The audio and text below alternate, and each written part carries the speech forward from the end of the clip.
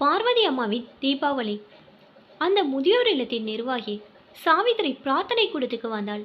அங்கே 70 வயதை தாண்டிய முதியவர்கள், ஆண்களும் பெண்களுமாக 30 பேர் இருந்தனர். அங்கே இருப்பவர்களை புன்முறுவலுடன் பார்த்தார். உங்க எல்லார்கிட்டையும் ஒரு விஷயத்தை பேசணும் தான் இங்கே வர சொன்னேன். தீபாவளி வருது இல்லையா, அதை நம்ம கொண்டாடணும் தானே என்றார். முகத்தில் சுருக்கம் விழ உடல் தளர்ந்து உட்கார்ந்திருந்த பார்வதி விகர்த்தியாக சிரித்தபடி, எங்களுக்கு இனி என்னம்மா சந்தோஷம் கொண்டாட்டம், எல்லாம் முடிஞ்சு போச்சு. மகராசி, உன் தயவால் இருக்க இடம், வயிற்றுக்கு ஆகாரமும் கிடைக்குது, வாழ்ந்துட்டு போக வேண்டியதான் என்றாள். அப்படி சொல்லாதீங்க பார்வதி அம்மா, காலத்தின் கட்டாயம், குடும்பத்தை பிரிந்து வாழ வேண்டிய சூழல், மறந்துடுங்க, அதை பற்றி நினைக்க வேண்டாம். இருக்கிற நாட்களை நிம்மதியுடன் வாழணும். இந்த தீபாவளியை நம் இல்லத்தில் எல்லோரும் சந்தோஷமாக கொண்டாட போகிறோம். நல்ல மனப்படைத்த சமூக சேவகர் ஒருத்தர் உங்க எல்லாருக்கும் புது துணி வாங்கி வர போறாரு. ஸ்வீட் எல்லாம் நம்ம இல்லத்திலே தடப்புறதாக செய்ய போகிறோம். பட்டாசு வெடித்து சந்தோஷமாக தீபாவளியை கொண்டாடுவோம். உங்க எல்லாரது மனமும் மகிழும்படி இந்த தீபாவளி இருக்கும். புது துணியும் பலகாரமும் பட்டாசுமா எங்களை சந்தோஷப்படுத்த போகுது. பாசத்தையும் நேசத்தையும் கொட்டி வளர்த்த புள்ள வீட்டில் இடம் இல்லை. புள்ள பேரன் பேத்தி என்று குடும்பமாக வாழ கொடுப்பனம் இல்லாமல் தனிமையில் இருக்கும் எங்களை பண்டிகை நாட்களில் சந்தோஷப்படுத்த பார்க்குறீங்க. உங்கள் நல்ல மனம் இப்படி நினைக்கிறது என்பதை வெளியே சொல்ல முடியாமல் பெருமூச்சு விட்டாள் பார்வதி. மரத்தடியில் உட்கார்ந்திருக்கும் பார்வதி அருகில் வந்து உட்கார்ந்தாள் மரகதம். என்ன பார்வதி, தீபாவளி கொண்டாடுவதை பற்றி மேடம் சொன்னப்ப ரொம்பவே விகத்தியாக பேசுன. என்ன செய்கிறது, இதுதான் நம்ம தலையெழுத்துன்னு ஆயிடுச்சு. 10 மாதம் சுமந்து பெத்த தாயை பாரமாக நினச்சிட்டாங்க. பிள்ளைங்களோட சந்தோஷமாக கொண்டாடின தீபாவளி இனி நமக்கு இல்லை. அதுக்காக நாம் ஏன் ஒதுக்கணும்? நீ சொல்கிறதும் ஒரு விதத்தில் சரிதான் மரகதம். என்ன செய்கிறது, பாலும் மனசு பழைய நாட்களே மறக்க மாட்டேங்குது என்றாள் பார்வதி. தீபாவளிக்கு முதல் நாள் சமையலறையில் நெய் மணத்துடன் பலகாரங்கள் மூக்கை தொலைத்தன. மகனுக்கு பிடிக்கும் என்று தீபாவளிக்கு ஒரு வாரம் முன்னதாகவே பாதுஷாவும் மிச்சரும் செய்து வைத்து விடுவாள் பார்வதி. நினைத்த நேரமெல்லாம் பலகாரம் சாப்பிட்டு சாப்பாடு கூட சரியாக சாப்பிட மாட்டான். அம்மா, எனக்கு டெரிகாட்டன் சட்டையும் ஜீன்ஸ் பேண்ட்டும் வேணும். அவன் விருப்பப்பட்டதை கடைக்கு அழைத்து போய் வாங்கி தருவாள். அப்படி வளர்ந்த புள்ளதான். அம்மா, நாங்கள் 2 பேரும் வேலைக்கு போயிட்டு உங்கள் பேரனையும் கவனிச்சுக்கிட்டு உன்னையும் வச்சு பார்க்க முடியலை. உன் பேரன் பெரியவனாகிற வர உன்னை முதியோர் இல்லத்தை விடலான்னு இருக்கோம். பார்வதி எந்த பதிலும் சொல்லவில்லை. 5 ஆண்டுகள் ஓடிவிட்டன. பேரனுக்கு 2 வயதாக இருக்கும்போது வந்தவள் திரும்ப அழைத்து கொள்ள அவர்களுக்கு மனம் வரவில்லை. அவளை வந்து பார்த்தே 2 ஆண்டுகள் ஆகிவிட்டன. வா பார்வதி, மேடம் கூப்பிடுறாங்க. குடைவேல் வந்திருக்கு, உனக்கு பிடிச்ச கலராக பார்த்து எடுத்துக்க. எழுந்து போனாள் பார்வதி. வெளியே தோரணங்கள் கட்டி இல்லத்தை ஊழியர்கள் அழகுபடுத்தி கொண்டிருக்க அதை வேடிக்கை பார்த்தபடி மரத்தடியில் உட்கார்ந்திருந்தாள் பார்வதி. ஒரு வேன் வந்து நிற்க அதிலிருந்து 4 வயதிலிருந்து 8 வயது வரை இருக்கும் சிறுவர் சிறுமியர் இறங்கினர். அவர்களுடன் வந்த பெண்மணியை எதிர்கொண்டு வரவேற்றாள் சாவித்திரி. வாங்க வாங்க, சொன்னது போல எல்லாரையும் அழைச்சிட்டு வந்துட்டீங்க, ரொம்ப சந்தோஷம். பரவாயில்ல மேடம், இங்கே வருவதில் இந்த குழந்தைகளுக்கும் சந்தோஷம்தான். எல்லார் முகத்திலும் பரவசத்தை பாருங்க.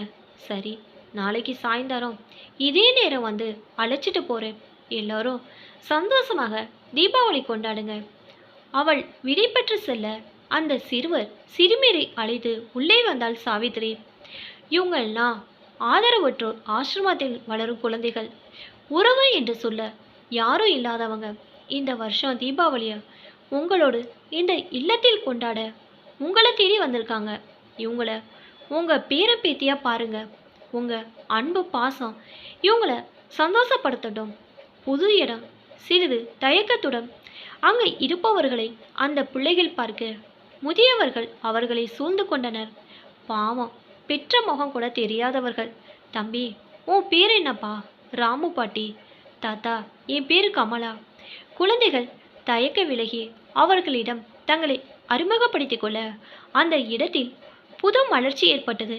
காலை நேரம். அந்த இடமே களை கட்டியது. 6வது சிறுவன் வர்ஷன் பார்வதியிடம் ஒட்டி கொண்டான். என் பேரனும் இந்த வயதில்தான் இருப்பான் என நினைத்து கொண்டாள்.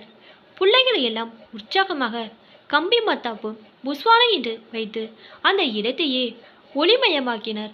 பெரியவர்கள் எல்லாரும் தங்கள் வயதை மறந்து அவர்களுடன் சேர்ந்து குழந்தைகளாக மாறி அவர்களை உற்சாகப்படுத்துகின்றனர். வர்ஷன், பார்த்துப்பா, கையை சுட்டுக்காம பத்திரமா வைக்கணும். பாட்டி, இங்கே பாருங்களே, இந்த புஸ்வானா கலர் கலரா பூவா ஒளிர்து ரொம்ப அழகா இருக்கு இல்லையா? ஆமாடா செல்லம், உன் முகம் போல பிரகாசமா இருக்கு என்றாள் பார்வதி. பட்டாசு வெடிச்ச கை. எல்லோரும் கையை நல்லா சோப்பு போட்டு கழுவுங்க, சாப்பிடலாம். பிள்ளைங்களுக்கு பரிவோடு சாப்பாடு ஊட்டினர். இட்லியை வாயில் வைத்தபடி, பாட்டி, உங்களை எனக்கு ரொம்ப பிடிக்குது. நான் இருக்கிற இடத்துக்கு நீங்கள் எல்லாரும் வந்துடுறீங்களா? எங்களுக்கு இப்படி கதை சொல்லி சாப்பாடு தர யாரும் இல்லை என வர்ஷன் சொல்ல பார்வதியின் கண்கள் கலங்கின. மறுநாள் பொழுது விடியும் முன்பே பிள்ளைங்களுக்கு எண்ணெய் வைத்து குளிப்பாட்டி சாவித்திரி தயாராக எடுத்து வைத்திருந்த புது துணிமணிகளை அவர்களுக்கு போட்டுவிட்டனர். கமலா, இங்கே வா, தலையை நல்லா காய வைக்கணும். ஈரத்தலையோடு இருக்காத. தலையை காய வைத்து 2 ஜடை போட்டு பூ வைக்கிறேன், பார்க்க அழகா இருக்கும் என்றவாறே முகையெல்லாம் மலர கமலாவை தன் அருகில் இழுத்து வைத்து தலையை அன்போடு துடைத்தாள் மரகதம். தாத்தா, புது சட்டை உங்களுக்கு ரொம்ப ஜோரா இருக்கு என ஒரு சிறுவன் சொல்ல, நீ மட்டும் என்ன புது பேண்ட் ஷர்ட்டில் சூப்பரா இருக்கிற என்று கூறி சிரித்தார். புது துணி உடித்து பிள்ளைகளின் கையை பிடித்து அழைத்து பெரியவர்கள் பிரார்த்தனை கூடத்திற்கு வர புன்னகையோடு அவர்களை வரவேற்றாள் சாவித்திரி. வாங்க பிள்ளைகளா, எல்லோரும் தாத்தா பாட்டி கிட்ட எண்ணெய் ஸ்நானம் பண்ணி புது துணி போட்டுக்கிட்டீங்களா? ஆமாம் மேடம், ஒருமித்தமாக உற்சாக குரலில் கூறினர். சரி, இப்போ எல்லாரும் தாத்தா பாட்டியோடு சாமி கும்பிட்டு தீபாவளி பலகாரம் சாப்பிட்டு வெடி வைக்கலாம். இன்றைய பொழுது நீங்கள் இவங்களோட சந்தோஷமாக இருக்கலாம். கடவுள் உள்ளமே, கருணை இல்லமே, அடைக்கல கொடுத்தவன் அருளை பாடுவோம். தந்தை இல்லை, தாயும் இல்லை, தெய்வமின்றி யாருமில்லை என கைகூப்பி கண்மூடி பிள்ளைகள் பாட அனைவரது கண்களிலும் கண்ணீர் திரண்டது. எல்லாருமாக உட்கார்ந்து சாப்பிட்டு உற்சாகமாக பட்டாசுகளை வெடித்து குழந்தைகள் புது உலகத்திற்கு சென்றன. பாட்டி, கமலா நல்லா டான்ஸ் ஆடுவா, வர்ஷன் நல்லா பாடுவான் என்றான் ஒரு சிறுவன்.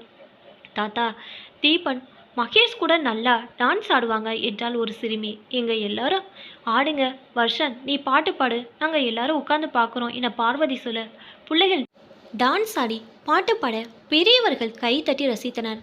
வேன் வந்து நின்றது. பேரன் பேத்திகளாக நினைத்து கையில் கிடைத்த பரிசு பொருட்களை குழந்தைகளுக்கு கொடுத்தனர். எல்லாரும் நல்லா படிக்கணும், பெரியவங்க சொல்றதை கேட்கணும், எல்லார்கிட்டையும் அன்பா பழகணும் என முதியவர் அனைவரும் அவர்களுக்கு அறிவுரை வழங்கினர். குழந்தைகள் தலையாட்ட அவர்கள் தலையை வருடி பாசத்தோடு முத்தமிட்டு விடை தந்தனர்.